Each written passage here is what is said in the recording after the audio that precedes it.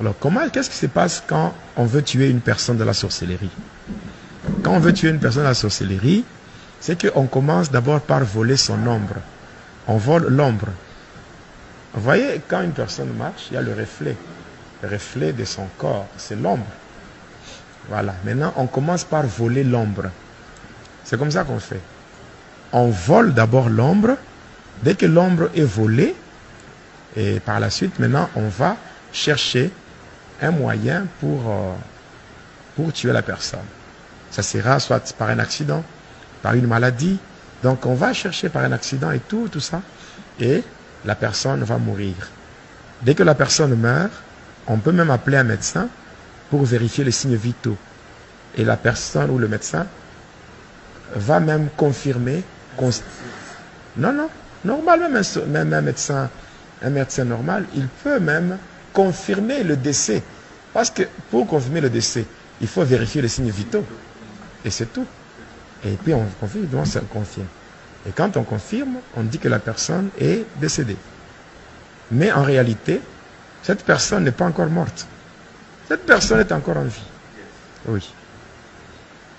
La personne est encore en vie. Maintenant, la nuit. La nuit maintenant, quand on va aller enterrer la personne. Maintenant, la nuit, tous les sorciers qui étaient dans le complot, ceux qui ont orchestré la mort de la victime, vont se réunir au cimetière et ils vont entourer la tombe. Et le sorcier qui a fait le sacrifice, on va lui donner un fouet. Et on appelle ça le fouet d'appel. Il va avancer et quand il sera devant la tombe, il va frapper 3 fois. Dès qu'il frappe 3 fois, la personne que vous avez enterrée va sortir.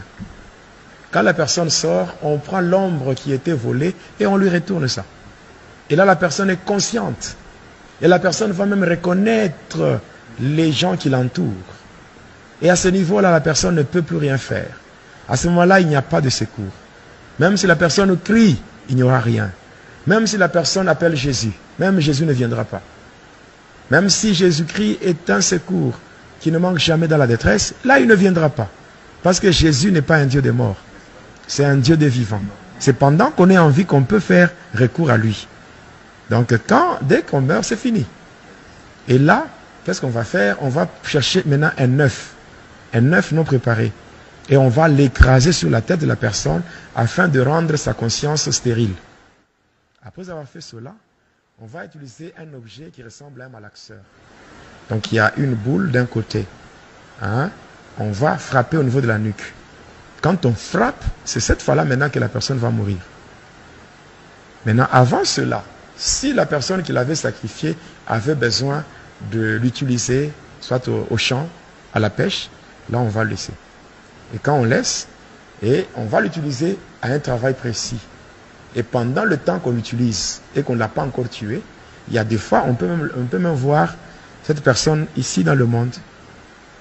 On peut voir. On vous dira que non, quelqu'un a vu tel. Et la personne qui a vu est allée aussi voir d'autres. J'ai vu tel. Mais non, celui-là, la personne dont tu parles, cette personne est morte il y a longtemps, on l'a déjà enterrée. Cela veut dire que cette personne, on l'a déjà enterrée, mais on ne l'a pas encore tuée dans la sorcellerie. Et c'est lorsque la personne va se fatiguer par rapport au travail qui lui a été donné. Quand la personne se fatigue, c'est là qu'on va encore ramener pour frapper et tuer et manger. Comment? Dans le cercueil, il n'y en a pas? Il n'y en a pas? On a déjà pris. Il n'y en a pas, on a déjà pris.